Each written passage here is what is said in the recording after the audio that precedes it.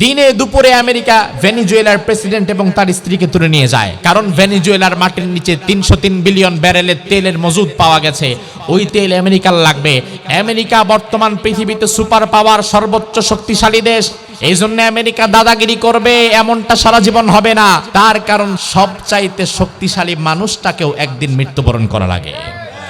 সুন্দরবনের royal Bengal tiger শক্তিশালী পশু, জীবনের শেষ মুহূর্তে বৃদ্ধ অবস্থায় সে কিন্তু তার নিজের শরীরটা নিয়ে হাঁটতেও পারে না, কারণ আল্লাহ বলেন ওয়াতিলকাল আইয়ামু নুদাউিলুহা বাইনান নাস, আমি আল্লাহ তাআলা মানুষের মধ্যে সময় ঘোরায় দেই।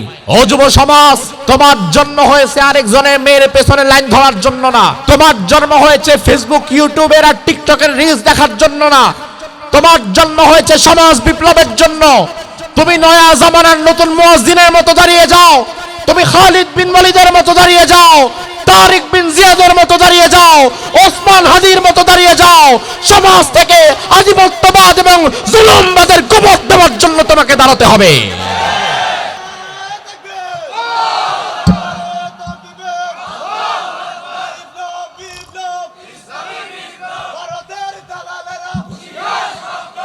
আল্লাহ রাব্বুল আলামিন কুরআনুল কারীমের সূরাতুন নিসা এই সূরার 165 নম্বর আয়াতের মধ্যে বললেন, ইয়া আইয়ুহাল্লাযীনা আমানু, দুনিয়ার ঈমানদারেরা শুনে নাও, কুনু কাওয়ামিনা বিল কিসতি শুহাদা লিল্লাহ, তোমরা ইনসাফের জায়গায় দৃঢ় থাকবে, দৃঢ় শক্ত থাকবে, যেন ইনসাফ কোনোদিন তোমাদের কাছ থেকে ছুটে না যায়।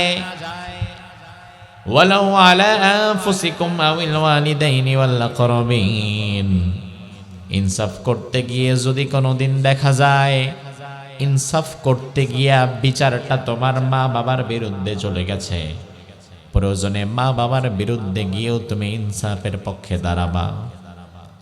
ওয়াল আকরাবিন, যদি দেখো ইনসাফ করতে গিয়ে তোমার নিকটাত্মীয়দের বিরুদ্ধে চলে গিয়েছে, তবুও তুমি ইনসাফের পক্ষে দাঁড়াবা। ইয়াকুন গনিয়ান আও ফাকিরান ফাল্লাহু আওলা বিহিমা, তোমার দরবারে যদি ধনী এবং গরিব দুইজন মানুষ উপস্থিত হয়, ইনসাফ করতে গিয়ে ধনী গরিবকে প্রাধান্য দিও না। ইনসাফ করতে গিয়া প্রয়োজনে তুমি ধনীর বিরুদ্ধে রায় দিয়ে দিবা, ক্ষমতাবানের বিরুদ্ধে রায় দিয়ে দিবা, তবে ইনসাফকে ছেড়ে দিও না। আমার ভাইরাই হচ্ছে উক্ত আয়াতে কারিমার শাব্দিক তর্জমা। ও ভাই আমার, দুনিয়াতে মা বাবার বিরুদ্ধে যাওয়া যায় না, কারণ আল্লাহ রাব্বুল আলামিন তার ইবাদতের পরে মা বাবার স্থানকে বরাদ্দ করে দিয়েছেন। আল্লাহ রাব্বুল আলামিন কোরআনের মধ্যে বলেন, ওয়া কাযা রাব্বুকা আল্লা তা'বুদু ইল্লা ইয়াহু ওয়া বিল ওয়ালিদাইনি ইহসানা, আমি আমার ইবাদতের পরে পিতামাতার স্থানটা তোমাদের জন্য বরাদ্দ করে দিলাম। আল্লাহ রাব্বুল আলামিন তার ইবাদতের পরে মা বাবার স্থান আমাদের জন্য বরাদ্দ করে দিয়েছেন। দুনিয়াতে মা বাবার বিরুদ্ধে যাওয়া যায় না, কারণ বিশ্বনবী বলেন, রিদাল্লাহি ফি রিদাল ওয়ালিদাইন ওয়া সাখাতুল্লাহি ফি সাখাতিল ওয়ালিদাইন, মা বাবার সন্তুষ্টির মধ্যে আল্লাহর সন্তুষ্টি, আর মা বাবার অসন্তুষ্টির মধ্যে আল্লাহর অসন্তুষ্টি। দুনিয়াতে সন্তান কোনোদিন মা বাবার অবাধ্য হতে পারবে না, মুখে মুখে কথা বলতে পারবে না, তাদেরকে কষ্ট দিতে পারবে না, কিন্তু ইনসাফ এত গুরুত্বপূর্ণ। আল্লাহ বললেন, যদি তোমার দরবারে এমন কোন বিচার আসে যেখানে তুমি বিচারক আর তোমার বাবা এবং অপর আরেক ব্যক্তি তোমার দরবারে বাদী বিবাদী দুইজন হয়ে উপস্থিত হয়েছে, ওই মুহূর্তে তুমি ইনসাফ করার জন্য প্রয়োজনে তোমার বাবার বিরুদ্ধে রায় দিয়ে দাও, তবু ইনসাফ ছাইরো না। আমার ভাই, আয়াতগুলো থেকে আমরা বুঝতে পারলাম ইসলামে ন্যায় বিচার ইনসাফের গুরুত্ব আছে না নাই, কম না বেশি। এবার আপনার কাছে আমি জানতে চাইব, ভাই আপনার সমাজে, আপনার এলাকায়, আপনার গ্রামে, আপনার দেশে ইনসাফ আছে তো? ন্যায় বিচার আসেনি? মাতবর সাহেবের কাছে গেছে দুইজন বিচার প্রার্থী হয়ে, এমন গ্রামের মধ্যে মরল মাতবর বসে আছে, এমনও মেম্বার চেয়ারম্যান বসে আছে, যার হাতে আপনি শুধু বিড়ির টাকা দিয়া বিচার উল্টা ফেলাইতে পারবেন? আছে না নাই? দুই ব্যক্তি যায় বিচার নিয়া মেম্বার চেয়ারম্যান সাহেবের যে টাকা দিতে পারে টেবিলের নিচ দিয়া বিচারটা তার পক্ষে চলে যায়। অন্যদিকে গরিব মানুষটা দাঁড়ে দাঁড়ে ঘুরে বিচার পায় না। ইনসাফ এই সমাজে নাই। অথচ আল্লাহ বললেন প্রয়োজনে মা বাবার বিরুদ্ধে যাও, নিজের বিরুদ্ধে যাও, মা বাবার বিরুদ্ধে যাও, ধনীর বিরুদ্ধে যাও, সমাজের ক্ষমতাসীনদের বিরুদ্ধে যাও, কিন্তু ইনসাফটা ধরে থাকা লাগবে, ইনসাফ ছাড়া যাবে না। আজ এই যে আমরা একটু ইসলামের কথা বলি, ইসলাম কায়েম করা লাগবে, দিন কায়েম করা লাগবে, আরে ভাই সবই লাগবে, কিন্তু সমাজে সবার আগে ইসলামের আগে ইনসাফ কায়েম করা লাগবে। তার কারণ রাসূলের সিরাত জানবেন আগে, রাসূলের জীবনী পড়েন। রাসূলুল্লাহ ইসলামের দাওয়াত দিয়েছেন পরে, আগে মাক্কি জিন্দেগিতে হেলফুল ফুজুল গঠন করে ইনসাফের দাওয়াত দিয়েছেন। আল ইনসাফু ক্বাবলাল ইসলাম, ইসলামের আগে সমাজে ইনসাফ এসেছে। এজন্য যেই সমাজে ইনসাফ নাই ওই সমাজে ইসলাম নাই। আর যেই সমাজে ইনসাফ আছে, ন্যায় বিচার আছে, ইনসাফ যদি থাকে, ইসলামের ৮০% নিয়ম কানুন আপনি পেয়ে যাবেন। আর ইসলাম যদি না থাকে তাইলে শুধু নামাজ, রোজা, হজ, যাকাত এগুলাই পাবেন, আর কিচ্ছু পাবেন না। এই জন্য এই সমাজে দেখা যায় নামাজ পড়ে কপালে দাগ ফালায় ফেলছে, এখনো বনের জমিটা আত্মসাৎ কইরা বইসা আছে, এমন নামাজি আছে না নাই? হজ একবারের জায়গায় ২-৩-৪ বার করে ফেলছে, হজ থেকে আইসা এখনো আরেকজনের জমির আইল ঠেলে, হজ থেকে আইসা এখনো সুদের ব্যবসা করে, হজ থেকে আইসা এখনো মানুষের উপরে জুলুম করে, এমন হাজী সাহেব আছে না নাই? তার মানে সমাজে, আমাদের সমাজের মধ্যে ইনসাফ নাই। ইনসাফ শেখা লাগবে রাসূলুল্লাহর কাছ থেকে, ইনসাফ শেখা লাগবে সাহাবায়ে কেরামের কাছ থেকে। সাহাবায়ে কেরাম কেমন ইনসাফ প্রতিষ্ঠা করেছেন আল্লাহর জমিনে দেখেন। ওমর ফারুক রাদিয়াল্লাহু আনহু মদিনার প্রেসিডেন্ট। ওই জামানায় ইসলামের ছায়াতলে আরেকটা নতুন দেশ যুক্ত হলো। ওই দেশটির নাম হচ্ছে মিশর। কোন দেশ? এই কথা বলা যাবে না। কোন দেশ? মিশর। মিশর যিনি বিজয় করলেন ওই সাহাবীর নাম হচ্ছে আমর ইবনুল আস রাদিয়াল্লাহু আনহু। তিনাকে বলা হয় ফাতিহে মিশর। আমি রমাদানে মিশরে ছিলাম ১ সপ্তাহের মতো। বাংলাদেশের বর্ডারের পাশে যেমন ইন্ডিয়া, কাঁটাতারের বেড়া, ওই পাশে ইন্ডিয়া। মিশরের বর্ডারের পাশেই হচ্ছে আরেকটি দেশ, ফিলিস্তিন। কোন দেশ? ফিলিস্তিনি ভাইদের জন্য কান্না আসে? দোয়া করছেন জীবনে? গোটা পৃথিবীতে বর্তমান মাজলুমদের লিস্ট করা হলে ফিলিস্তিনিদের উপরে কেউ থাকবে না। বাংলাদেশে যেমন আপনারা তো খুব কাছে আছেন, ওই টেকনাফের এই পার্বত্য অঞ্চলগুলোতে ১০-১২ লাখ রোহিঙ্গা এসে থাকে, দেখছেন না? মিশরের বর্ডারেও তেমন ফিলিস্তিনের লক্ষ লক্ষ মানুষ শরণার্থী হিসাবে দাঁড়িয়ে থাকে। তাঁবু টেনে, হাত নাই, পা নাই, কারো চোখ নাই, শত শত ছোট ছোট বাচ্চা, সারাদিন খাবার দাবার নাই, কেউ যদি কিছু খেতে দেয় খায়।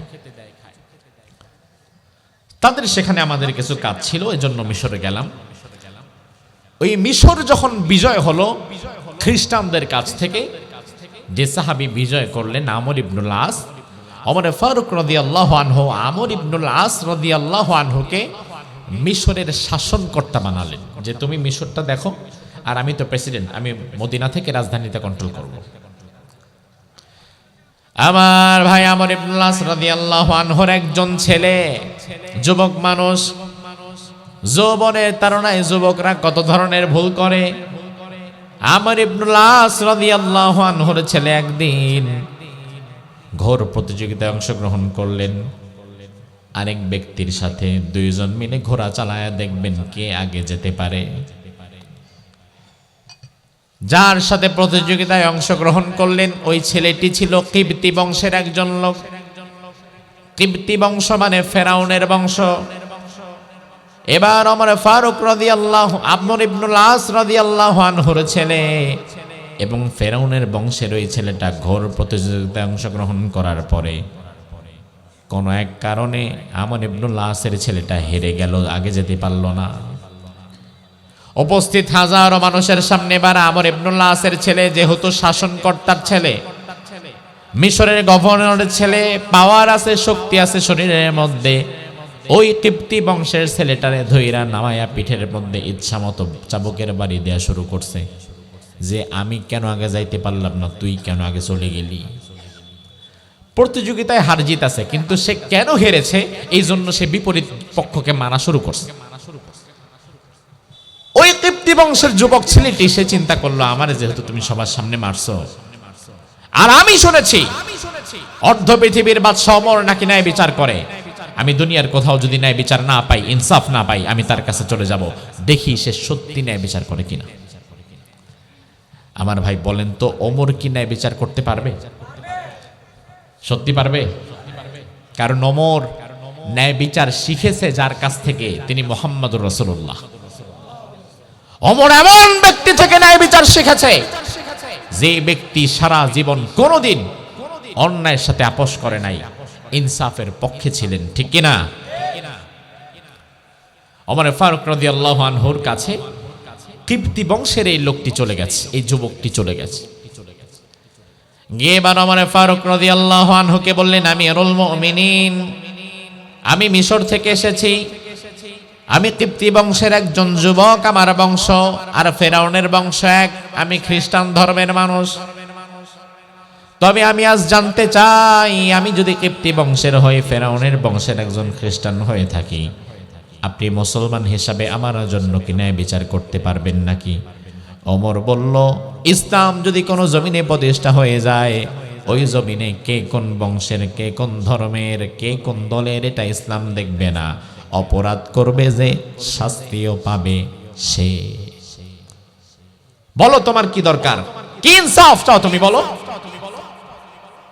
বললো, আপনি যাকে মিশরের শাসনকর্তা বানিয়েছেন, ওই আমর ইবনুল আসের ছেলে আমাকে বেত্রাঘাত করেছে, আমার পিঠে চাবুকের বাড়ি দিয়েছে সবার সামনে, আমার কোনো দোষ ছিল না, আমি আর সে ঘোর প্রতিযোগিতায় অংশগ্রহণ করছি, আমি কেন আগে চলে গেছি, এই রাগে সে আমার পিঠে বেত্রাঘাত করছে। ওমর ফারুক রেগে গেলেন, বললেন, এই রাষ্ট্রীয় কর্মচারীদেরকে বললেন, এই ছেলেকে দ্রুত কয়েকদিনের জন্য রাষ্ট্রীয় মেহমানখানায় রাখো, তার কারণ মিশর থেকে ওই ছেলের আসতে আসতেও তো সময় লাগবে, এই তুমি মেহমানখানায় থাকো, বিষয়টা আমি দেখছি। আর চিঠি পাঠিয়ে দিলেন, আমর ইবনুল আস, তুমি এবং তোমার ছেলে যতটা দ্রুত সম্ভব অতি শীঘ্রই চলে আসবা আমার দরবারে। আমর ইবনুল আস চিঠি পাওয়া মাত্রই তার সন্তানকে নিয়ে ওমর ফারুক রাদিয়াল্লাহু আনহুর দিকে ছুটলেন। না জানি কি হয়েছে, খলিফা ডাকছে। ওমর ফারুকের কাছে আসলেন। এবার ওমর ওই ছেলেকে ডাকলেন, এই যুবক এদিকে আসো।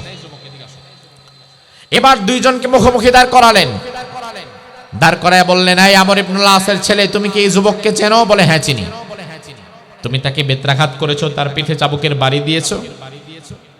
বলে, হ্যাঁ দিয়েছি। কেন দিয়েছো? আসলে আমি রাগের মাথায় দিয়েছি। ওমর ফারুক বললেন, এই পিঠের জামা খোলো। খুলে ফেললো।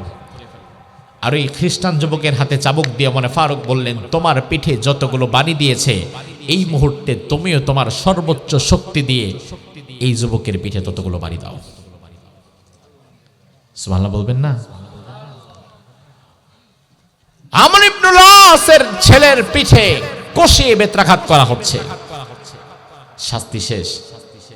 এতটুকু বুঝে থাকলে জবাব দেন, ইনসাফ কি হয়েছে না হয় নাই? ন্যায় বিচার কি পাইছে না পায় নাই? কিন্তু ওমর এমনি এমনি ওমর হয় নাই, ওমরের বিচার এখনো শেষ হয় নাই। ওমর বলে, আমর ইবনুল আস শুনে নাও, আজ এতটুকুর ওপর দিয়ে তোমার ছেলের বিচার শেষ করলাম। ভবিষ্যতে তোমার ছেলে যদি তোমার ক্ষমতার অপব্যবহার করে, সাধারণ কোনো মানুষকে কষ্ট দেয়, বেত্রাঘাত করে, সাধারণ কোনো মানুষের উপরে জুলুম করে, তাইলে যেই বাবার ক্ষমতার অপব্যবহার করে ছেলে এই কাজ করার সাহস পাবে, ভবিষ্যতে ওমরের চাবুক ওই বাবার পিঠের চামড়াও তুলে দেবে। কর্মী চাঁদাবাজি করে, পুলিশ ধরায় দিবেন কর্মীরে। ওমরে ফারুক যদি আজ বেঁচে থাকতেন, যে সমস্ত কর্মীরা দোকানে, বাজারে, হাটে, বিভিন্ন জায়গায় চাঁদাবাজি করে মানুষকে কষ্ট দেয়, ওমর যদি আজকে থাকতেন, ওই চাঁদাবাজ সহকারে এদের দলের নেতাদেরকে ধরে পিটাইতেন। তার কারণ তোমার ক্ষমতার বলেই তো সে চাঁদাবাজি করছে। এই জন্য ওমর বললেন, আমর ইবনুল আস, তোমার ক্ষমতার বলে ছেলে যদি আরেকবার জুলুম করে, তাহলে ছেলেরে একা পিটাবো না, বাপের সুদ্ধা পিটাবো। এই হচ্ছে ইসলাম, এই হচ্ছে ইনসাফ। আজ আমাদের সমাজে আমরা কত ইনসাফের কথা শুনি, কিন্তু আল্লাহকে সাক্ষী রেখে বলেন তো ভাই, ইসলাম ছাড়া সমাজে কোনোদিন ইনসাফ প্রতিষ্ঠা করা যাবে? ইসলাম ছাড়া জীবনে কোনোদিন মানবাধিকার প্রতিষ্ঠা করা যাবে? মানুষের হক প্রতিষ্ঠা করা যাবে? বর্তমান পৃথিবীতে সবচেয়ে বেশি মানবাধিকারের কথা বলে যেই দেশ, ওই দেশের নাম আমেরিকা। কোন দেশ? আর আমরা আমেরিকা থেকে মানবাধিকার শিখি। এই যে বলে গণতন্ত্র প্রতিষ্ঠা হয় না, এই গণতন্ত্র প্রতিষ্ঠা করা লাগবে, এই করা লাগবে, সেই করা লাগবে, এই স্লোগানগুলো আমেরিকা আমাদেরকে শিখায়, খাওয়ায়, পড়ায়। আমেরিকা নাকি পৃথিবীর সবচেয়ে বড় মানবতাবাদী দেশ, অথচ আমরা তার চিত্র দেখলাম। পৃথিবীর একটি স্বাধীন দেশ ভেনিজুয়েলা, ওই ভেনিজুয়েলার প্রেসিডেন্ট এবং প্রধানমন্ত্রীকে দিনে দুপুরে একটা স্বাধীন দেশ থেকে তুলে নিয়ে যাওয়া হলো আমেরিকায়, আটক করে নিয়ে যাওয়া হলো। হঠাৎ করে একটা শান্তিপূর্ণ দেশে লাগাতার বোমা বর্ষণ করে তছনছ করে ফেলা হলো। তার কারণ ভেনিজুয়েলার মাটির নিচে 303 বিলিয়ন ব্যারেল তেলের সন্ধান পাওয়া গেছে, তেলের খনি আছে। আর আমেরিকা এত খারাপ, হায়না, হিংস্র, লোভী, পৃথিবীর যেই মাটির নিচে এসে খনিজ সম্পদ পায়, সেখানেই ক্ষুধার্ত হায়নার মতো সে গিয়ে হামলে পড়ে। এই হচ্ছে মানবতা। একটা স্বাধীন দেশের স্বাধীন প্রেসিডেন্টকে দিনে দুপুরে আমেরিকা তুলে নিয়ে যাবে, শুধুমাত্র যদি তুমি তোমার দেশের সম্পদ আমারে দিতে রাজি না হও। তাদের কাছ থেকে মানবতা শিখে আমাদের চলবে না। মুহাম্মদুর রাসূলুল্লাহর কাছ থেকে মানবতা শিখতে হবে, ওমর ফারুকের কাছ থেকে মানবতা শিখতে হবে, কোরআনের কাছ থেকে আমাদেরকে ইনসাফ শিখতে হবে, ঠিক কিনা? আজ আমাদেরকে বলা হয় বৈষম্য বিরোধী বাংলাদেশ গড়বো আমরা। কিসের বৈষম্য বিরোধী বাংলাদেশ গড়বেন? কারণ জুলাই বিপ্লবের পরে আমরা দেখলাম শুধুমাত্র জুলাই বিপ্লবটাকে ধরে রাখতে না পারার কারণে, কোরআন দিয়ে সমাজ প্রতিষ্ঠা করতে না পারার কারণে, এই জুলাই বিপ্লবের প্রথম সারির অনেক নেতারা জুলাই বিপ্লবটারে আবার কেজি দরে বিক্রি করেও দিছে।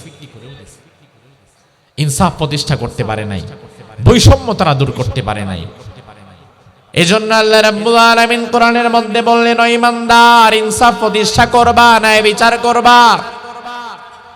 আল্লাহর যেই জমিনে ন্যায় বিচার কায়েম হয়ে যায়, ওই জমিন থেকে অশান্তি চিরতরে যিনি নির্মূল করে দেন তিনি কে? আল্লাহর হাবিব সাল্লাল্লাহু আলাইহি ওয়াসাল্লাম একদিন মসজিদে নববীতে বসে আছেন। দেখেন ন্যায় বিচার কাকে বলে, ইনসাফ কাকে বলে শিখেন। বিশ্বনবী বসে আছেন মসজিদে নববীতে। এমন সময় দুই ব্যক্তি এসেছে। ওই দুই ব্যক্তির মধ্যে একজন ছিলেন মুসলিম, একজন কি ছিলেন? কথা কয় না। একজন ছিলেন মুসলিম, কি ছিলেন? আরেকজন ছিলেন ইহুদি। একজন মুসলমান এবং দুইজন ইহুদি রাসূলের দরবারে এসেছে। মুসলমান ব্যক্তি বলল, ইয়া রাসূলুল্লাহ, আমি মুসলমান, আমি জিহাদের সময় আপনার সাথে থাকি, আমি চাঁদা দেই, যাকাতের মধ্যে আমি মাল দেই, আমি আপনার সাথে নামাজ পড়ি, আমি আপনার দলের লোক। আর এই বেটা ইহুদি। এখন আমাদের দুইজনের মধ্যে একটা বিচার করে দেওয়া লাগবে। আমার ভাই, স্বাভাবিকত আমাদের বাংলাদেশে বিচার নিয়ে যদি আপনি চেয়ারম্যানের কাছে যান, যাওয়ার পরে চেয়ারম্যান আগে ভালো কইরা দেখবে নির্বাচনের সময় আপনি তার জন্য কাম করছেন কিনা, ঠিক কিনা? চেয়ারম্যান আগে ভালো করে দেখবে আপনি কি তার দল করেন কিনা। বিচার তো হবে বেটা পরে। যদি আপনি তার বিপরীত দল করেন, আপনি যদি তারে ভোট না দেন, তাহলে বাংলাদেশে এমন আল্লাহর ওলি চেয়ারম্যান খুব কমই আছে যে তার দলের বিরুদ্ধে গিয়ে ন্যায় বিচার করতে পারে। আল্লাহর হাবিবের কাছে মুসলমান আর ইহুদি দুইজন আসছে। মুসলিম ব্যক্তি বলল, ইয়া রাসূলুল্লাহ, বিচার হচ্ছে, আমাদের দুইজনের ক্ষেত একসাথে লাগানো, ক্ষেতের মধ্যে পানি দেওয়া লাগে, তবে পানির লাইনটা চলে গেছে এই ইহুদির জমির উপর দিয়ে। আমি তারে বলছি, বেটা তুই ইহুদি, তুই খেতে পানি দিবি পরে, আমি মুসলমান, মদিনা আমার দেশ, আমি খেতে পানি দিমু আগে। রাসূল আপনি একটা বিচার করে দেন, কোনটা করলে ভালো হয়? আল্লাহর হাবিব বললেন, ও মুসলমান, আল আউয়ালু ফাল আউয়াল, ইসলামের একটা নীতি হচ্ছে আগে পাবে সে। তুমি কোনোদিন তার ক্ষেতের পানি বন্ধ করে আগে নিজের খেতে দিতে পারবে না, যেহেতু তার ক্ষেতটা আগে পড়েছে, পানিটা আগে পাওয়াটা তার হক, এরপরে তুমি দাও। এজন্য ইসলামের মূল থিম হচ্ছে যে আগে আসে সে আগে পায়। আপনি মাহফিলে আগে এসে এখানে বসেছেন, প্রথম সারির শ্রোতা আপনি, এমন সময় পেছন দিক থেকে যদি কেউ আইসা আপনারে উঠায় পেছনে যাইতে বলে, এটা হবে জুলুম। এই জুলুম যদিও মাহফিলের মধ্যে হয় না, কিন্তু মসজিদের মধ্যে জুমার দিনে আমরা দেখতে পারি মুসল্লিরা যখন সামনের কাতারগুলো ফিল আপ করে বসে আলোচনা শুনতে মগ্ন হয়ে যায়, গ্রামের কিছু মানুষ থাকে এমন যারা সবার পরে এসে ঘাড় ডিঙ্গা সবার আগে বসতে চায়। আপনাদের সমাজে নাই? আসে সবার পরে, আবার মসজিদে গিয়া ঘাড় ডাঙ্গায়া গিয়া বসতে চায় সবার আগে, এমন আছে না নাই? রাসূল বলেন, কেউ যদি মসজিদে পরে আসো আর পরে এসে যদি ঘাড় ডিঙ্গাও, ঘাড় ডিঙ্গা যদি আগে যাবার চেষ্টা করো, ইত্তাখাযা জিসরান ইলা জাহান্নাম, সে যেন তার প্রত্যেকটা কদম জাহান্নামের দিকে দিল। এজন্য ভবিষ্যতে কোনোদিন মসজিদে সবার পরে গিয়ে সবার আগে বসার চেষ্টা করবেন না। যে আসবে যখন সে বসবেও তখন, যে আগে আসবে সে আগে বসবে, যে পরে আসবে সে পরেই বসবে। রাসূল বললেন, শোনো মুসলমান, যেহেতু তোমার ক্ষেত পরে, ইহুদির ক্ষেত আগে, আমার বিচার হচ্ছে আগে পানিটা সেই পাবে, কারণ তার ক্ষেতটা আগে। ওই মুসলমান বলল, না, এই বিচার আমি মানি না। নাউজুবিল্লাহ কইলেন না? আমার ভাই, রাসূলুল্লাহর বিচার যদি দুনিয়াতে কেউ না মানে, ও কি আর মুসলমান থাকে? ওই মুসলমান বলল, আমি আপনার বিচার মানি না, আমি আরেক জায়গায় গিয়ে দেখব তার বিচার কি হয়। ও ভাই আমার, বাংলাদেশে যদি আপনার কোনো মামলা বাংলাদেশের হাইকোর্টে ঢুকান, হাইকোর্ট যদি একটা রায় দেয়, ওই রায় যদি আপনার ভালো না লাগে, ওই রায়টাকে ঘোরায়া দেওয়ার জন্য বাংলাদেশে আরেকটা আদালত আছে, ওই আদালতের নাম সুপ্রিম কোর্ট। হাইকোর্টের রায় যদি ভালো না লাগে, আপনি সুপ্রিম কোর্টে যেতে পারবেন। তবে সুপ্রিম কোর্টের রায় যদি আপনার ভালো না লাগে, যাওয়ার কোনো উপায় নাই, কারণ বাংলাদেশে সুপ্রিম কোর্টের উপরে রায় দিতে পারে এমন ক্ষমতা কারো নাই। সুপ্রিম কোর্টের রায় না ভালো লাগলেও সেটাকে মেনে নেওয়া লাগবে। আপনি বলতেও পারবেন না যে রায় আমি মানি না, তাইলে আবার আদালত অবমাননার আরেকটা মামলা খায়া যাবেন। সুপ্রিম কোর্টের উপরে যদি বাংলাদেশে রায় দেওয়ার মতো কেউ না থাকে, ও মুসলমান, ইমানের ভিত্তিতে জবাব দাও, রাসূলুল্লাহ কোন বিচার করেছেন, কোন রায় দিয়েছেন, দুনিয়াতে ওই রায় বাদ দেওয়ার মতো ক্ষমতা কারো আছে নাকি? ওই বেটা কয়, আমি মানি না, আমি আরেকজনের কাছে যাব। রাসূল কয়, যাও, আমার কি, কিন্তু আমার বিচার যেটা, এটা ইনসাফের বিচার। আমি মুসলমান আর ইহুদি দেখব না, আমি দেখব সত্যের পক্ষে কে আছে, ন্যায়ের পক্ষে কে আছে, আমি তার পক্ষে বিচার করব। ওই ব্যক্তি এবার চলে গিয়েছে আবু বকর সিদ্দিক রাদিয়াল্লাহু আনহুর কাছে। আবু বকর সিদ্দিকের কাছে গিয়ে বলল, আমি একটা বিচারে সানি করাতে এসেছি। আবু বকর সিদ্দিক বললেন, সানি করাবা ঠিক আছে, তবে আউয়াল করাইছে কে, প্রথম বিচার কে করিয়েছেন? বলা হলো, প্রথম বিচার করেছেন মুহাম্মাদুর রাসূলুল্লাহ। এই কথা শুনে আবু বকর সিদ্দিক বললেন, ইন্না লিল্লাহ, কি বলো তুমি এটা? মুহাম্মাদুর রাসূলুল্লাহ বিচার করেছে, ওই বিচার তোমার ভালো লাগে নাই, তুমি আমার কাছে আসছো। আল্লাহর আকাশের নিচে জমিনের উপরে মুহাম্মাদুর রাসূলুল্লাহর বিচার বাদ দিয়া নতুন বিচার করতে পারে এমন ক্ষমতা কারো? আবু বকর বললেন, আমি অসম্ভব, এখানে আমি তো একটা কথাও বলতে পারবো না, যাও মিয়া। ওই মুসলিম ব্যক্তি এবার চলে গেছে আরেক সাহাবীর কাছে। ওই সাহাবীর নাম ওমর। কি নাম? আবু বকরের কাছে গেছিল, যাওয়ার পরে বাদ ছিল, কারণ আবু বকর নরম মনের মানুষ, কিন্তু ওমর কি নরম না গরম? ওমরের কাছে গিয়ে বলল, আমি একটা বিচার নিয়ে আসছি আপনার দরবারে, বিচারটা সানি করায় দেন। ওমর ফারুক বললেন, কি বিচার নিয়ে আসছো পরে শুনবো, আগে বলো প্রথমবার কে করিয়েছেন? বলা হলো প্রথমবার করেছেন মুহাম্মাদুর রাসূলুল্লাহ। ওমর বলে, ইন্না লিল্লাহ, রাসূলের বিচার তোমার ভালো লাগে নাই? বলে, না ভালো লাগে নাই, এই জন্যই তো আপনার কাছে আসছি, আমি জানি আপনার বিচারটা আমার পক্ষে হবে। ওমর কয়, হ্যাঁ তোর পক্ষেই হবে, তুই দাঁড়া, বিচারটা তোর পক্ষেই হবে। ওমর ফারুক রাদিয়াল্লাহু আনহু তাকে বললেন, দাঁড়াও, বিচারটা তোমার পক্ষেই হবে, তুমি একটু দাঁড়াও, আমি শুধু যাবো আর আসবো। ওমর ফারুক ঘরের ভেতরে ঢুকলেন। ঘর থেকে খাপের ভেতরে তলোয়ার গুলো রেখে দেওয়া হয় যেন মরিচা না ধরে, জং না পড়ে। খাপ থেকে তলোয়ারটা খুললেন, ঘরের ভেতরেই খুললেন। তলোয়ার বাহিরে এনে খুলবো ততক্ষণে তো বেটা তুই দৌড় দিবি, পালায় যাবি, এত সুযোগ তো নাই। ঘরের ভেতর থেকে তলোয়ার খুলে এই তলোয়ার বাহিরে আনলেন। ফাখরাজা ইলাইহিমা মুস্তামিলান আলা সাইফি ফাদরাবা আলা উনুকি। কোষমুক্ত তলোয়ার নিয়ে ওমর ফারুক বাহিরে বের হয়ে এক কোপে ওই মুসলিম ব্যক্তির গর্দান থেকে কল্লাটা তার শরীর থেকে আলাদা করে ফেললেন, এক কোপে মেরে ফেলছে। আমার ভাই, এই খবরটা পুরা মদিনাতে বিদ্যুতের চেয়ে বেশি গতিতে ছড়ায় গেছে যে ওমর একজন মুসলমানকে হত্যা করে ফেলছে। ওমর একজন মুসলমানকে হত্যা করে, তাইলে বুঝো ওমর কত খারাপ। যাকে মারা হলো তার আত্মীয় স্বজনেরা রাসূলুল্লাহর দরবারে এসেছে, ইয়া রাসূলুল্লাহ, ওমর আমাদের এক ভাইকে হত্যা করেছে, আমরা কিসাস চাই। কারণ ইসলাম বলে হত্যার বদলে হত্যা, হাতের বদলে হাত, চোখের বদলে চোখ, কানের বদলে কান, মাথার বদলে মাথা।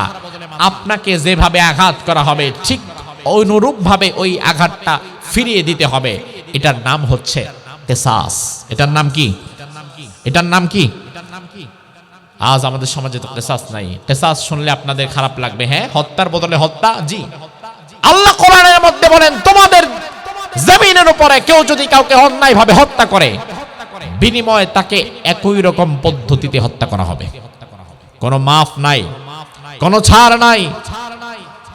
আজ যদি আমাদের সমাজে কিসাস থাকতো, ওসমান হাদিকে দিনে দুপুরে ইনসাফের পক্ষে কথা বলতে গিয়ে, আধিপত্যবাদীদের বিরুদ্ধে কথা বলতে গিয়ে মাথার মধ্যে যেভাবে গুলি খাওয়া লেগেছে, এইভাবে আর গুলি খাওয়া লাগতো না। আর ধরেন ওসমান হাদিকে কেউ গুলি করেছে, কিসাস যদি সমাজে থাকতো, কোরআন বলে ইমিডিয়েটলি তাকে ধরে সবার সামনে এনে তার মাথায় ঠিক ওই জায়গায় আরেকটা গুলি করে দিবে। এটা কিসাস। আল্লাহ বলেন, ওয়ালাকুম ফিল কিসাসি হায়া, কিসাসের মধ্যে আমি জীবন দিয়েছি। আজ আমাদের সমাজে কিসাস নাই, কোরআনের বিধান নাই, এই জন্য এই সমাজে ইনসাফও নাই, এই জন্যই সমাজে আইন নাই। উপদেষ্টা পরিষদ থেকে আমাদের বলা হয়, এত তাড়াহুড়া করার দরকার নাই, ওসমান হাদির হত্যার বিচার আমরা 90 দিন পরে করব, 90 দিনের মধ্যে করব। আমি আজ আপনাদেরকে বলে দিয়ে যে কোরআন আমার সামনে, এই দেশে ওসমান হাদির হত্যার বিচার হয়তোবা 90 বছরও করতে পারবে না। কারণ যেই মাটিতে ইনসাফ থাকে না, ওই মাটিতে আপনি আবার হত্যার বিচার কিভাবে পাবেন? একজন সাধারণ মানুষকে মারার জন্য বেশি টাকা লাগে না ভাই। একজন মানুষকে যদি আপনি বর্তমানে হত্যা করতে চান, একটা গাঞ্জাখোরের হাতে 10,000 টাকা ধরায় তারে বলবেন রাত্রেবেলা তারে মেরে ফেলবা, ওই গাঞ্জাখোর 10,000 টাকার জন্য গাঞ্জার ঠেলায় একটা নিরীহ মানুষকে মেরে ফেলতে পারবে। কথা কি ঠিক কিনা? কিন্তু ওসমান হাদিকে হত্যার পেছনে ব্যয় করা হয়েছিল 219 কোটি টাকা। শুনছেন? 219 কোটি টাকা ওসমান হাদিকে হত্যার পেছনে দেয়া হয়েছিল। একজন মানুষকে মারতে এত টাকা লাগে না, কিন্তু অঙ্কটা যখন 219 কোটি টাকা হয়ে গেছে, তখন বোঝা লাগবে খেলাটা ন্যাশনাল লেভেলে না, খেলা ইন্টারন্যাশনাল লেভেলে চলে গেছে। তার কারণ অমুক দল তমুক দল, অমুক নেতা তমুক নেতা ওসমান হাদিকে হত্যা করেছে, এই থিওরি সঠিক নয়। ওসমান হাদির কথা ছিল দেশের পক্ষে, স্বাধীনতার পক্ষে, আর সার্বভৌমত্বের পক্ষে, ইনসাফের পক্ষে। তার মূল দাওয়াত ছিল ভারতীয় আধিপত্যবাদের বিরুদ্ধে, যে ভারতপন্থী রাজনীতি বাংলাদেশে আর চলবে না, ভারতীয় আধিপত্যবাদকে আমরা আর মেনে নেব না। আমরা স্বাধীন বাংলাদেশের নাগরিক, আমরা ধর্মকর্ম করব, রাজনৈতিকভাবে দল মত ভিন্ন থাকতেই পারে, কিন্তু দিন শেষে বাংলাদেশের মানুষ সিদ্ধান্ত নেবে বাংলাদেশে কারা ক্ষমতায় যাবে আর কারা ক্ষমতা থেকে নামবে। ওই সিদ্ধান্ত দিল্লির কেউ নেবে না। কথা কি ঠিক কিনা? ওসমান হাদির কথাগুলো এরকমই ছিল, যে আমরা আধিপত্যবাদকে আর আমাদের মাথার উপরে দেখতে চাই না। আধিপত্যবাদীদের বিরুদ্ধে কথা বলেছে, জালিমদের বিরুদ্ধে কথা বলেছে। দিল্লির জালিমেরা হিসাব কষে দেখেছে ওসমান হাদি যেভাবে আধিপত্যবাদের বিরুদ্ধে কথা বলছে, ওসমান হাদি যেভাবে ফ্যাসিস্টের বিরুদ্ধে কথা বলছে, জালিমের বিরুদ্ধে কথা বলছে, মুশরিকদের বিরুদ্ধে কথা বলছে, এই যুবককে যদি এই মুহূর্তে বন্ধ করে দেওয়া না যায়, তাহলে ভবিষ্যৎ বাংলাদেশে তার চিন্তার আরো কোটি কোটি যুবক দাঁড়ায় যাবে। তখন সেটা আর সামাল দেওয়া যাবে না। এই জন্য মুশরিকেরা শুরুতেই ওসমান হাদিকে দুনিয়া থেকে বিদায় করে দিল, যেন আধিপত্যবাদের বিরুদ্ধে, দিল্লির বিরুদ্ধে কথা বলার মতো আর জমিনে কেউ থাকে না। আজ আমি আপনাদেরকে বলে দিতে চাই, আমার সামনে অনেক যুব সমাজের তরুণ যুবকেরা বসে আছে। ও যুব সমাজ, তোমার জন্ম হয়েছে আরেকজনের মেয়ের পেছনে লাইন ধরার জন্য না, তোমার জন্ম হয়েছে ফেসবুক, ইউটিউবের আর টিকটকের রিলস দেখার জন্য না, তোমার জন্ম হয়েছে সমাজ বিপ্লবের জন্য। তুমি নয়া জামানার নতুন মুয়াজ্জিনের মতো দাঁড়িয়ে যাও, তুমি খালিদ বিন ওয়ালিদের মতো দাঁড়িয়ে যাও, তারিক বিন জিয়াদের মতো দাঁড়িয়ে যাও, ওসমান হাদির মতো দাঁড়িয়ে যাও। সমাজ থেকে আধিপত্যবাদ এবং জুলুমবাদের কবর দেওয়ার জন্য তোমাকে দাঁড়াতে হবে। ওটা যদি না পারো, তোমার জন্মটা নিছক বৃথা। তোমার মতো হাজারো যুবক ওসমান হাদির জুতার কাছেও যেতে পারবে না। জীবন দিয়েছে, ইমান দেয় নাই, কল্লা দিয়েছে, আল্লাহ দেয় নাই, মাথায় গুলি খেয়েছে, কিন্তু মাথা কারো কাছে নত করে নাই। ঠিক না ঠিক?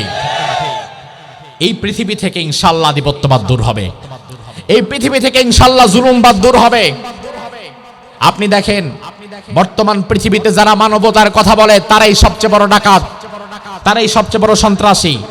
দিনে দুপুরে ভেনেজুয়েলার প্রেসিডেন্ট এবং প্রেসিডেন্টকে তুলে নিয়ে গেছে। দিনে দুপুরে আমেরিকা ভেনেজুয়েলার প্রেসিডেন্ট এবং তার স্ত্রীকে তুলে নিয়ে যায়, কারণ ভেনেজুয়েলার মাটির নিচে 303 বিলিয়ন ব্যারেলের তেলের মজুদ পাওয়া গেছে। ওই তেল আমেরিকার লাগবে।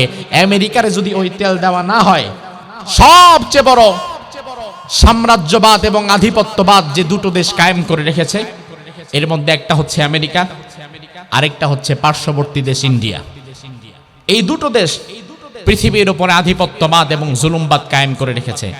মতের সাথে যার মত মিলে না, যেই দেশ কথা শোনে না, তার উপরে নিষেধাজ্ঞা দেওয়া হয়, তার বিভিন্ন কিছুতে নিষেধাজ্ঞা দিয়ে ওই দেশটাকে পঙ্গু বানিয়ে দেওয়া হয়। ওই দেশের ক্ষতি করে দেওয়ার জন্য ভেতরে ভেতরে তারা কাজ করছে। কিন্তু বর্তমান পৃথিবীতে আমেরিকা সুপার পাওয়ার কথা ঠিক, আমেরিকা বর্তমান পৃথিবীতে সুপার পাওয়ার সর্বোচ্চ শক্তিশালী দেশ। এই জন্য আমেরিকা দাদাগিরি করবে এমনটা সারা জীবন হবে না। তার কারণ সুপার পাওয়ারও একদিন সুপার লেস হয়ে যায়। সবচাইতে শক্তিশালী মানুষটাকেও একদিন মৃত্যুবরণ করা লাগে। ওই যে শক্তিশালী হাতি, সুন্দরবনের রয়্যাল বেঙ্গল টাইগার, শক্তিশালী পশু, জীবনের শেষ মুহূর্তে বৃদ্ধ অবস্থায় সে কিন্তু তার নিজের শরীরটা নিয়ে হাঁটতেও পারে না। কারণ আল্লাহ বলেন, ওয়াতিলকাল আইয়ামু নুদাউিলুহা বাইনান নাস, আমি আল্লাহ তাআলা মানুষের মধ্যে সময় ঘোরায় দেই, দিন ঘোরায় দেই। একজন খ্রিস্টান লেখক স্যামুয়েল পি হ্যান্টিংটন, তিনি একটা বই লিখেছিলেন, দ্য ক্লাশ অফ সিভিলাইজেশন, সভ্যতার সংঘাত। ওই বইয়ের মধ্যে তিনি লিখেছেন একটা চমৎকার কথা। দেখেন, একজন খ্রিস্টান লেখক লিখছেন যে এই পৃথিবীতে নানান সময় নানান সভ্যতা এবং সুপার পাওয়ার তৈরি হয়েছিল, আবার বিদায়ও নিয়েছিল। এক সময় পৃথিবীর সুপার পাওয়ার হয়ে গেল রোমক সভ্যতা, রোম সাম্রাজ্য। গোটা পৃথিবী তখন রোমান সভ্যতার মধ্যে চলে এলো। এই রোম সাম্রাজ্যের পতন হলো। পৃথিবীতে এক সময় সুপার পাওয়ার হিসাবে দাঁড়িয়ে গেল সোভিয়েত ইউনিয়ন, আজকের রাশিয়া। এই সোভিয়েত ইউনিয়নের পতন হয়ে গেল। বর্তমান পৃথিবীর সুপার পাওয়ার হয়ে গিয়েছে আমেরিকা। গবেষকরা বলছেন খুব অদূর ভবিষ্যতেই আমেরিকার যে দাদাগিরি, আমেরিকার যে সুপার পাওয়ারের ক্ষমতা, এটাও একদিন শেষ হয়ে যাবে। এরপরে পৃথিবীতে নতুন আরেকটা সুপার পাওয়ারের জন্ম হবে। কারণ সবচেয়ে শক্তিশালী মানুষেরও মৃত্যু হয়, বনের সবচেয়ে শক্তিশালী পশুটারও একদিন দুর্বল হয়ে নতজানু হয়ে শুয়ে থাকা লাগে, পড়ে থাকা লাগে। স্যামুয়েল পি হান্টিংটন একজন খ্রিস্টান লেখক, তিনি লিখছেন এই পৃথিবীর সুপার পাওয়ারের পালাবদল হয়, পরিবর্তন হয়। এই সব সুপার পাওয়ার গুলো পরিবর্তন হয়ে গিয়েছে। আগে রোমান সাম্রাজ্যের সুপার পাওয়ারের পতন হয়েছে, সোভিয়েত ইউনিয়নের রাশিয়ার সুপার পাওয়ারের পতন হয়েছে, আমেরিকা বর্তমান সুপার পাওয়ার করে দাদাগিরি করছে। আমেরিকার সুপার পাওয়ারের পতন হয়ে যাবে। এই পতনের পরে পৃথিবীর সুপার পাওয়ার হিসাবে দাঁড়িয়ে যাবে ইসলাম, ইসলামী সভ্যতা। আর ইসলাম যখন সুপার পাওয়ার নিয়ে তার সভ্যতার জায়গায় দাঁড়িয়ে যাবে, ইসলামকে জমিন থেকে মিটিয়ে দিতে পারার ক্ষমতা আল্লাহর আকাশের নিচে জমিনের উপরে আর কারো হবে না।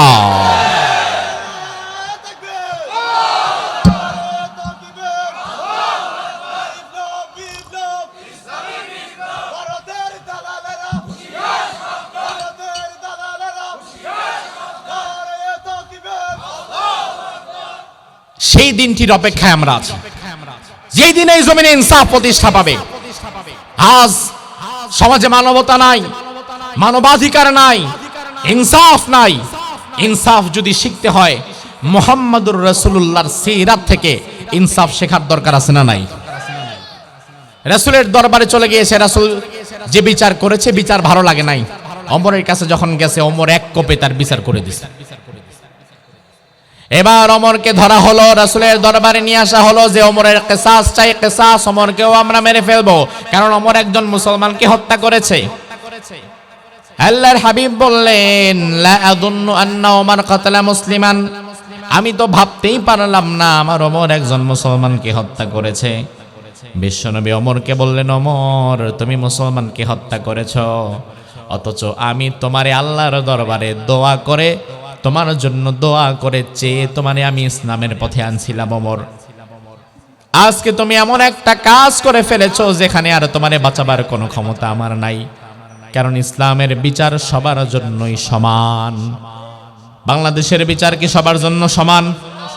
এই রাষ্ট্রের বিচার কি সবার জন্য সমান?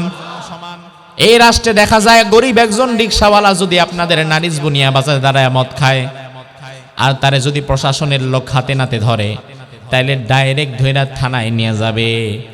কিন্তু আপনাদের নারিজ বুনিয়ার কত নেতা যে প্রকাশ্যে মদ খায়, লাগলে প্রশাসনের নাকের ডগায় বৈশা মদ খাবে, প্রশাসন তাদেরকে ধরা তো দূরের কথা, সেলুট দেওয়া ছাড়া কাজ করে না। তাইলে এই সমাজে তো ইনসাফ নাই, ন্যায় বিচার নাই, আইন তো সবার জন্য সমান না। এই সমাজের আইন হয়ে গেছে বর্তমান মাকড়সার জালের মতো। কিসের মতো? মাকড়সার জাল চিনেন? বাসা বাড়িতে হয় দেখবেন ঘরের কার্নিশে চিপায় চাপায় মাকড়সার জাল, মাঝে মাঝে তাকালে দেখবেন এই মাকড়সার জালের মধ্যে পিঁপড়া ঝুলতেছে, মাঝে মাঝে দেখবেন মশা ঝুলতেছে।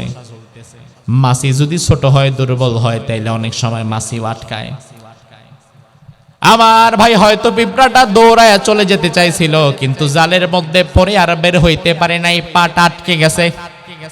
মশাটা ওরার সময় হঠাৎ করে মাকড়সার জালের মধ্যে পড়ে গেছে, আর বের হইতে পারে নাই, মরে গেছে। আমার ভাই, কিন্তু যদি একটা টিকটিকি দৌড় মারে, তখন কি আর টিকটিকি মাকড়সার জালে আটকায়? তখন মাকড়সার জালই আর থাকে না। এই সমাজের আইন কানুন বিচার ব্যবস্থা তেমন হয়ে গেছে, আপনি আমি কোনো অন্যায় করলে আমরা প্রশাসনের হাতে গ্রেফতার হব। আপনি আমি কোনো অন্যায় করলে বাংলাদেশের রাষ্ট্রবিধির যে আইন আছে সেগুলো আমাদের উপর প্রয়োগ হবে। আপনি আমি যদি কোনো অন্যায় করি, তাইলে আমরা আমাদের অন্যায় অনুযায়ী শাস্তি পেয়ে যাব, প্রয়োজনে আরো বেশি পাবো, কম না। কিন্তু অপর মহলের নেতৃস্থানীয় ক্ষমতাসীন ধনী কেউ যদি অপরাধ করে, ওই মুহূর্তে আর তার জন্য কোনো আইন কানুন নাই, তার কোনো বিচার নাই। মশা মাছি মাকড়সার জালে আটকায়, কিন্তু টিকটিকি যেমন আটকায় না। বাংলাদেশের বিচার ব্যবস্থায় শুধুমাত্র গরিবেরা আটকায়, ধনীরা আর ক্ষমতাসীনেরাও তেমন আটকায় না। আল্লাহর হাবিব বললেন, ওমর কিসাস তো গ্রহণ করা লাগবে, যেহেতু মুসলমানকে হত্যা করেছো। আমি তোমারে মাফ করতে পারবো না, কারণ এটা আমার হাতে নাই। এমন সময় আল্লাহ রাব্বুল আলামিন কোরআনের আয়াত নাযিল করে দিলেন, সূরা নিসার 65 নম্বর আয়াত। রব্বুল আলামিন বলেন, ফালা ওয়া রাব্বিকা লা ইউমিনুনা হাত্তা ইউহাক্কিমুকা ফীমা শাজারা বাইনাহুম সুম্মা লা ইয়াজিদু ফী আনফুসিহিম হারাজাম মিম্মা কাদাইতা ওয়া ইউসাল্লিমু তাসলিমা। ও নবী, আপনার রবের কসম করে আমি আল্লাহ বললাম। তার মানে আল্লাহ তাআলা তার নিজের কসমই করলেন। আল্লাহ বললেন, আমি আল্লাহ আমার নিজের কসম করে আপনারে জানায়া দেই, যে লোকটা ইমানদার দাবি করার পরে, ইসলাম গ্রহণ করার পরে আপনার বিচার যার ভালো লাগে না, আপনার অর্থনীতি যার ভালো লাগে না, আপনার রাজনীতি যার ভালো লাগে না, আপনার ব্যবসার পদ্ধতি যার ভালো লাগে না, আপনার পারিবারিক নীতি যারা ভালো লাগে না, ইসলাম গ্রহণের পরে একটা কথা যদি আপনার তার ভালো না লাগে, আপনার একটা কথার বিরুদ্ধে কেউ যদি চলে যায়, ওই বেটা মুসলমান তো দূরের কথা, সে তো হয়ে যায় মুনাফিক। আর ওমর কোন মুসলমানকে না, ওমর হত্যা করেছে একজন টাটকা মুনাফিককে। কারণ ইসলাম গ্রহণের পরে আবার আপনার কথা তার ভালো লাগবে না কেন? ইসলাম গ্রহণের পরে রাসূলের বিচার যদি কারণ ভালো না লাগে, রাসূলের ব্যবসার নীতি যদি কারো ভালো না লাগে, রাসূলের রাজনীতি যদি কারো ভালো না লাগে, ওই লোকটা কি মুসলমান না মুনাফিক? জোরে কোন। আমাদের সমাজে এমন মুসলমান নামের মুনাফিকের সংখ্যা কম না বেশি? বাংলাদেশে কাগজে কলমে যদি আপনি খোঁজেন, তাইলে মুসলমান পাবেন 92 ভাগ। কয় ভাগ? এটা বলা হয় যে 92 ভাগ মুসলমানের দেশ বাংলাদেশ, ওলিয়া উলিয়ার দেশ বাংলাদেশ, মসজিদের দেশ বাংলাদেশ। আমার ভাই, সত্যিকার অর্থে আমি তো বলি 92 ভাগ মুসলমানের দরকার নাই। এই দেশে সত্যিকার অর্থে বস্তুত যদি কোনোদিন 51 ভাগ মুসলমান তৈরি হয়ে যায়, এই দেশটা বহু আগেই আল্লাহর কোরআন দ্বারা পরিচালিত হবে। 92 ভাগের কোনো দরকার নাই, 51 ভাগ হইলেই হয়। কিন্তু যখন 92 ভাগ হওয়ার পরেও কাম হয় না, 54 বছরেও বাংলাদেশটা ইসলামের আলোকে চলে না, তখন বোঝা লাগবে 92 ভাগ যারা আছে এরা মুসলমান না, এরা ভেতরে ভেতরে মুনাফিক। বাংলাদেশের মুসলমান হয়ে গেছে এখন কাজীর গরুর মতো। কাজীর গরু যেমন কেতাবে আছে, গোয়ালে নাই, লেখায় আছে, বাস্তবে নাই, বাংলাদেশের মুসলমান এখন তেমন। এই যে সাদা কাগজ, লক্ষ্য করে দেখেন, এই সাদা কাগজের মধ্যে আমি যদি এবার লিখে দেই প আকার পা, নয়রি শিকার নি উচ্চারণ কি হবে? কথা বলেন। সাথে সাথে কাগজটা ভিজে যাবে। এবার আমি যদি লিখি সরে আ গয়রস্যকার গু দন্তান্ন উচ্চারণ কি হবে? সাথে সাথে কি কাগজটা পুড়ে যাবে। অথচ পানি আছে, কাগজ ভিজে না, আগুন আছে, কাগজ পড়ে না। তার কারণ কি? তার কারণ এই পানি, এই আগুন, এটা মূলত সত্যিকারের পানি আর সত্যিকারের আগুন না, এটা মূলত লেখার আগুন, বাস্তবে না। বাস্তবের আগুন থাকলে কাগজটা পড়ে যেত, বাস্তবের পানি থাকলে কাগজটা ভিজে যেত। ঠিক একইভাবে বাংলাদেশে 92 ভাগ মুসলমান যেটা আছে, এটাও শুধু লেখার ক্ষেত্রেই ব্যবহার করা হয়, আসলে না। আসলে যদি বাংলাদেশে সত্যিকার অর্থে 51 ভাগ মুসলমান থাকতো, বাংলাদেশটা বহু আগেই ইসলামী রাষ্ট্র হয়ে যেত। এই বাংলাদেশে এখন আমরা যারা আছি, আমরা কোরআন দিয়ে মসজিদ চালাতে হলে আমাদের কোনো আপত্তি নাই, কোরআন দিয়ে মাদ্রাসা চালাতে হলে আপত্তি নাই, কোরআন দিয়ে মাহফিল হলেও আমাদের কোনো আপত্তি নাই। নির্বাচনের সময় আমাদের বড় বড় নেতারা মসজিদে যায়, টাকা পয়সা দেয়, মাহফিলে আসে টাকা পয়সা দেয়, মাদ্রাসায় যায় টাকা পয়সা দেয়। আপনি যদি আপনার নেতারে বলেন, নেতা মসজিদে আমরা কোরআন পড়ব, নেতা বলবে কোনো সমস্যা নাই, দরকার হইলে আমি আরো 10 পিস কোরআন কিনা দিব। আপনি যদি বলেন, নেতা আমরা মাহফিলে কোরআন থেকে আলোচনা করব, নেতা বলবে কোনো সমস্যা নাই, করো, কোরআন থেকেই তো আলোচনা করবা। আপনি যদি বলেন, নেতা সাহেব মাদ্রাসার মধ্যে আমাদেরকে কোরআন লাগবে, নেতা একটার জায়গায় 20টা কোরআন কিনা দিবে। এবার আপনি যদি বলেন, নেতা আপনি তো এমপি হয়ে সংসদে গেছেন, ওই সংসদের ভেতরে আপনি আল্লাহর কোরআনটা নিয়ে যাবেন।